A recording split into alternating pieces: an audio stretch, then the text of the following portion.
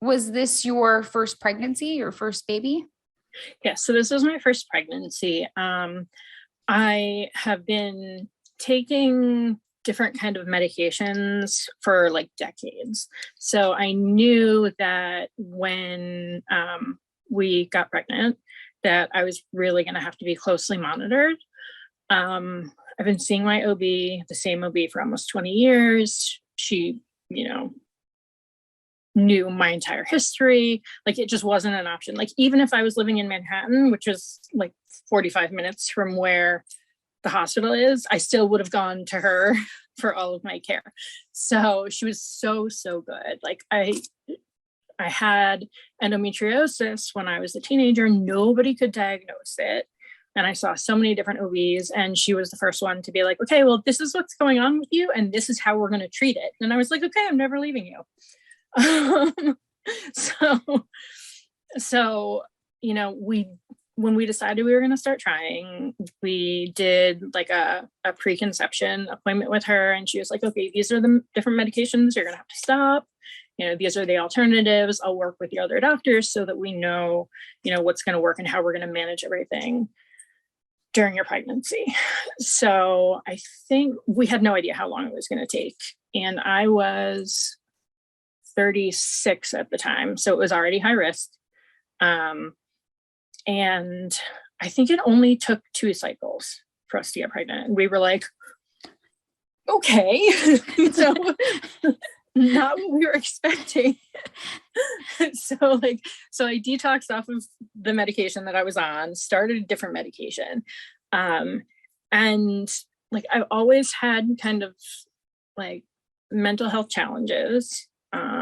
That's one of the things that I was medicated for. And I always notice if there's a change, like always. And I get in touch with my doctors, and, we get everything ironed out. For some reason, while I was pregnant, I couldn't figure out how to manage it. Like I'd stay in bed all day, and my husband would, come home from work and be like, have you gotten up today? Like, what's going on with you? I was like, I don't know what's going on. I'm so depressed. I don't want to do anything. I don't want to eat anything, nothing. And then we figured out that it was, prenatal anxiety and depression. And so like we, changed some medication stuff around, but it was also, I lost my job in the beginning of January that year. And then it was the pandemic, and everybody was being super careful. And then when my husband started working from home, he got laid off because of COVID, because everybody in that office was getting laid off. And we just didn't, I was just in a really, really dark place. And it was like the first time in my life where I wasn't like, oh, hey, I need to reach out to someone to deal with this. So that was really weird. But for the most part, it was, other than that, it was like a normal pregnancy, I guess. I failed my glucose test by 1 point, but since I can't even remember how many weeks it was at that point, but my doctor didn't want me coming in to do the 3-hour just because COVID, she didn't want me to be somewhere. So it was, take your sugars every day, every morning, and everything was always fine. Whenever I took my sugars, everything was fine. So like I managed it with diet. I did a second glucose test and I failed it again. But she was still like, no, okay, we're not going to deal with it. You're just going to change what you're eating and whatever. So that's what we did.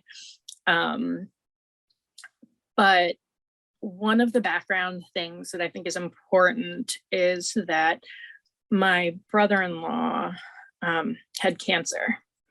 At the time, he was super excited for the pregnancy. It was his first, niece or nephew. And he named my bump. We didn't let him name the baby, but he named my bump Pizza because he always wanted to name something pizza, and he wanted to make it really weird. So Evan is still Pizza Baby to everyone, even though he's 22 months old. But what wound up happening was he was in the hospital middle of the pandemic. I was 36 weeks, and I decided that I was going to, try to take over what everybody knew was going on with him. So 36 weeks, he went into hospice care. So I was like, okay, I don't want my in-laws to have to deal with this. I don't want my husband to have to deal with this. So I'm going to be the go-between between hospice, the social workers, and everybody else. Because there's information that people didn't need to know, and I felt like I could filter things in such a way that family didn't need to know everything. Because it was COVID, nobody got to go and see him. We did a couple of FaceTimes, and it was the night before I went into labor, he passed away. So we were a disaster. I wound up having to wake my husband up to tell him. And the next night I went into labor, my water broke. So I know my mother-in-law thinks that me being the go-between was a reason why I went into labor early. I'm sure it's not.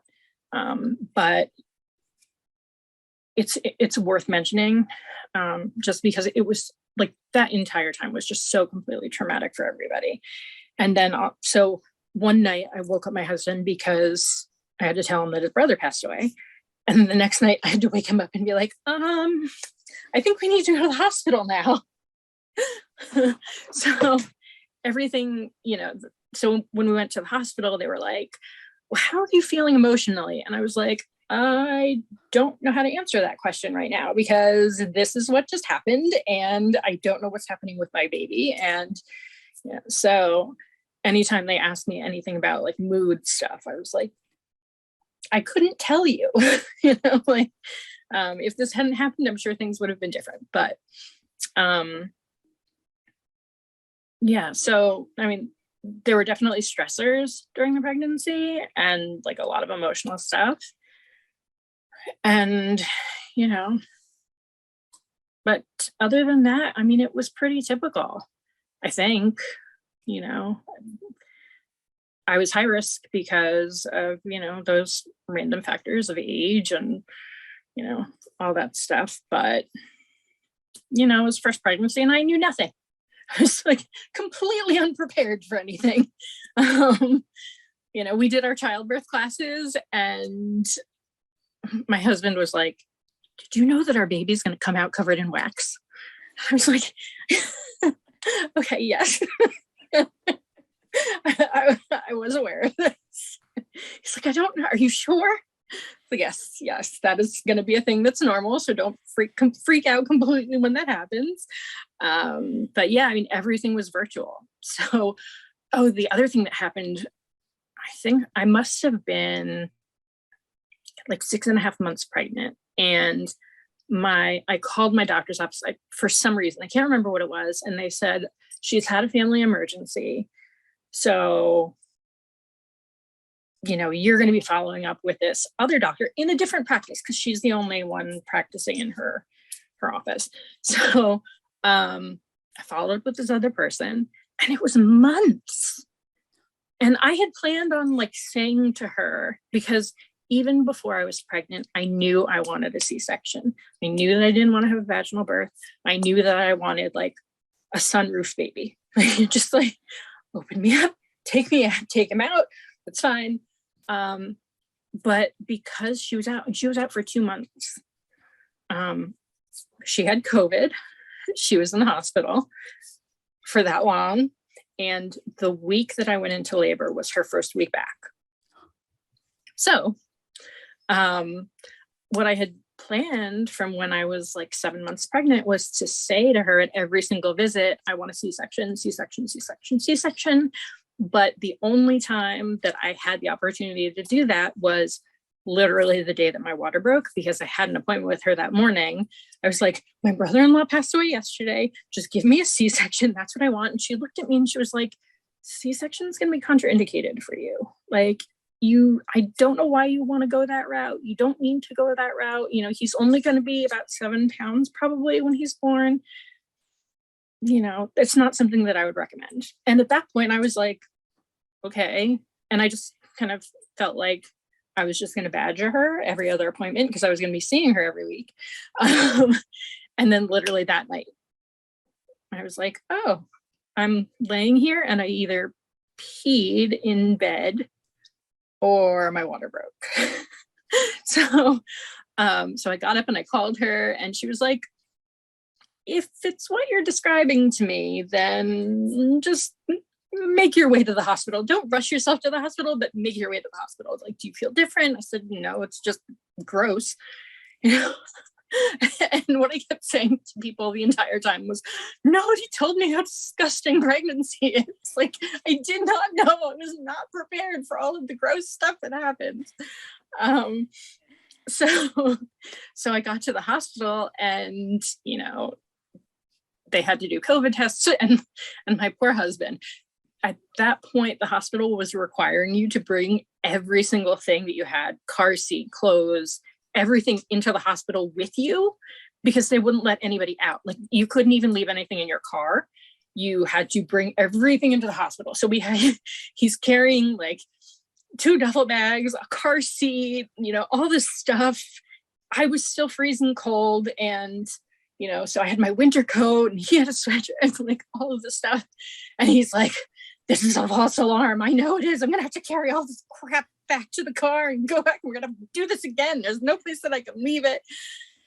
And, when we left the apartment that night, we like said to the cats, we were like, okay, we'll be back in the middle of the night. Everything's going to be fine. And then like 3 days later, we came back with a baby and they were like, okay, we didn't know this was happening. But yeah, so we had to take all of our stuff and all of our stuff was in like admitting. And then they put us in a room in admitting and they had to monitor stuff. And, so they had me laying down the room and then my water like completely broke. And I was sitting there going, I'm so sorry. This is so disgusting. Every time somebody came into the room to do a check and they're like, no, it's not. This is normal. I'm like, why is it so disgusting? And then when they had to put me in a room finally, because we had to wait for COVID tests and, the urinalysis and everything. And it was like, well, the COVID test is going to take an hour and a half to come back. And I'm like, okay. And then finally they were like, yeah, no. Okay. So you're in labor. So we're going to have to induce you because your water broke. And I was like, okay. So finally they had to wait for a room. And, so I think we got to the hospital around 12:15. And then they did the COVID test, admitted me. And then I think they took us to a room at like 2:00 in the morning, something like that. And when I walked in, the nurse said, okay, so do you want your epidural now or later? And I was like, well, I'm not even really that dilated. I think I was like maybe 1 to 2 centimeters. And I was like, well, didn't the person doing the birthing classes say that I had to be 4 centimeters dilated? And she's like, it doesn't matter. So, okay. She said, we're going to induce you. We're going to do the balloon. We have to, do a catheter and all this stuff. And I was like, okay, so how bad is the induction going to be? And she was like, it's not comfortable. I was like, okay, then just give me all the drugs now. That's fine. I don't care. So like my birth plan was just epidural. Like, I don't care. Just give me the drugs. Give me all of the drugs. But I don't care. That's fine. People were like, oh, aren't you going to do this all natural? And I was like, no, like, give me the medicine. Like, I have chronic pain all the time. I take medication for that all the time. I don't need any more pain. Just give me all the drugs. So they gave me all the drugs. And I was up all night.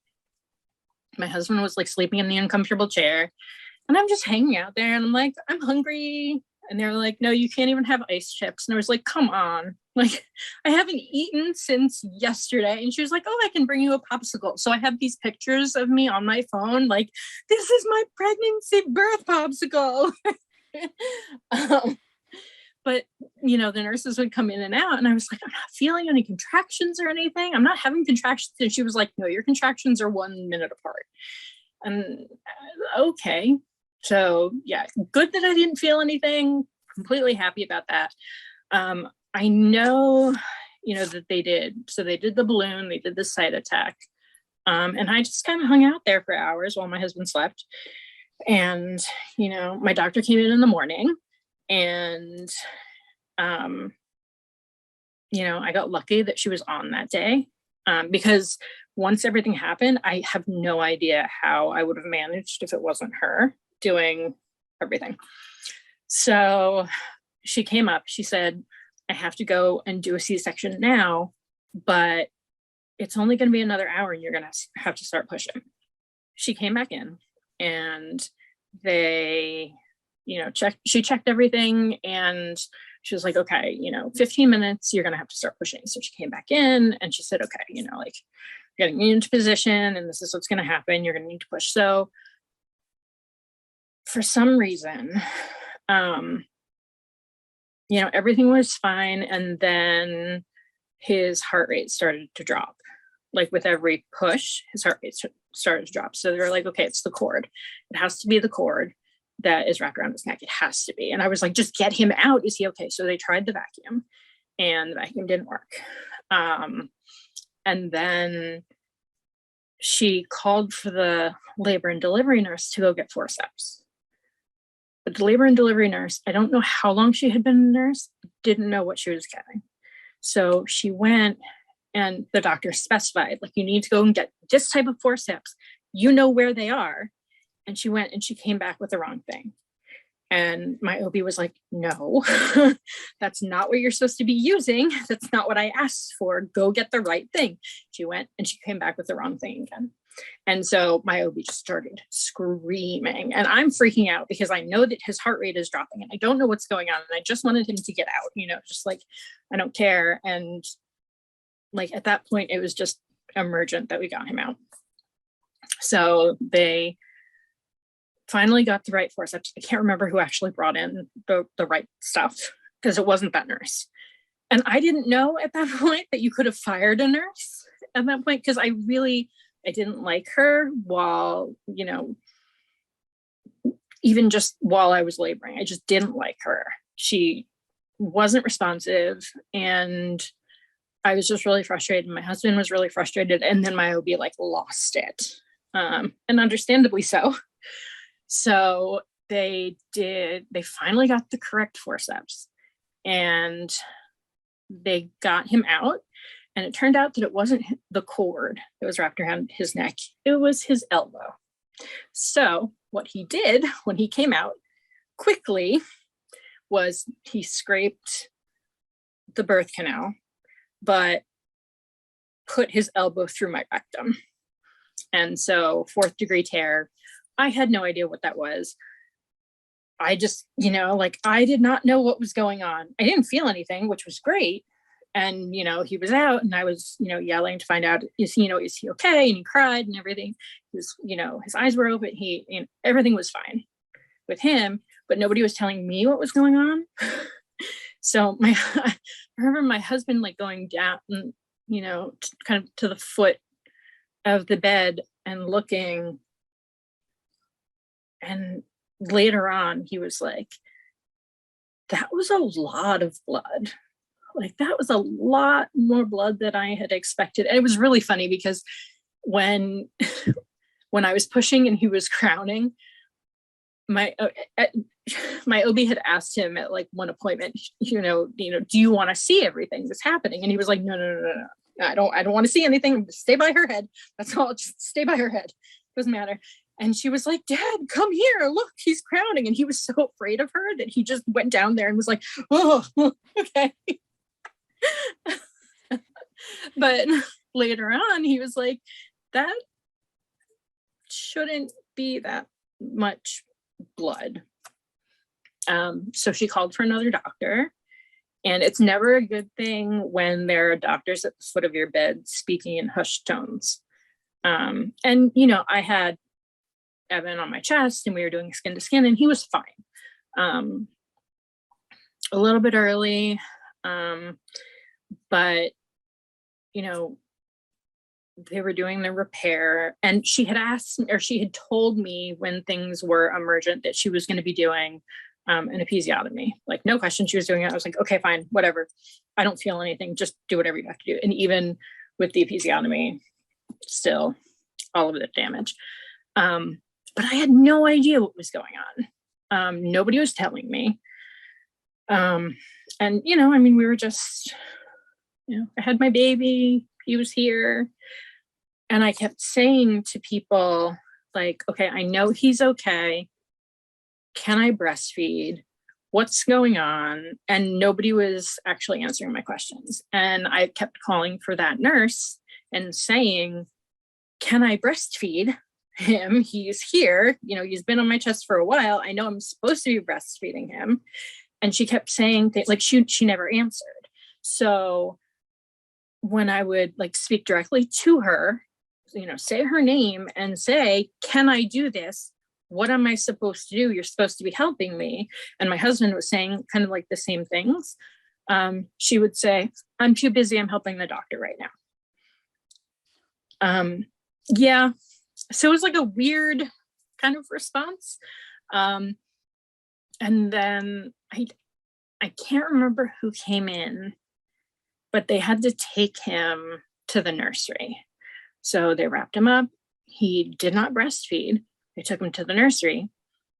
And my husband went with him. The doctors were still doing the repair. I had no idea what was going on.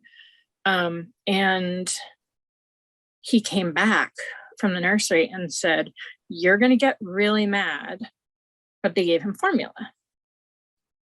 And I was like, okay, but why did no one check with us? Like, they knew that the plan was for me to breastfeed. When I was asking about it, no one would answer me. The doctors were busy. I wasn't going to bother them. I kept asking the nurse. She didn't answer. So, like, why did they do that? So I demanded to see the charge nurse, and someone came in and explained that his blood sugar was critical. Well, was his blood sugar critical because he didn't breastfeed right away? Like, nobody ever answered that question. But I was super mad because nobody had checked with us. Nobody had told us anything. But whoever it was who came back said, look, his blood sugar was critical. We're going to have to take him to NICU. That's why we had to feed him. We had to feed him right away. It's like, oh, okay, but nobody told us. So, both my husband and I were just completely uninformed about everything that was going on. So we were both super frustrated. And when the charge nurse finally came, the other nurse came with her. So she didn't let me talk to the charge nurse without her. So what I should have done in hindsight was say, okay, I don't know how much this lady just screwed up, but she was supposed to be attending to me and at least answering my questions, so everything just felt like so completely out of control.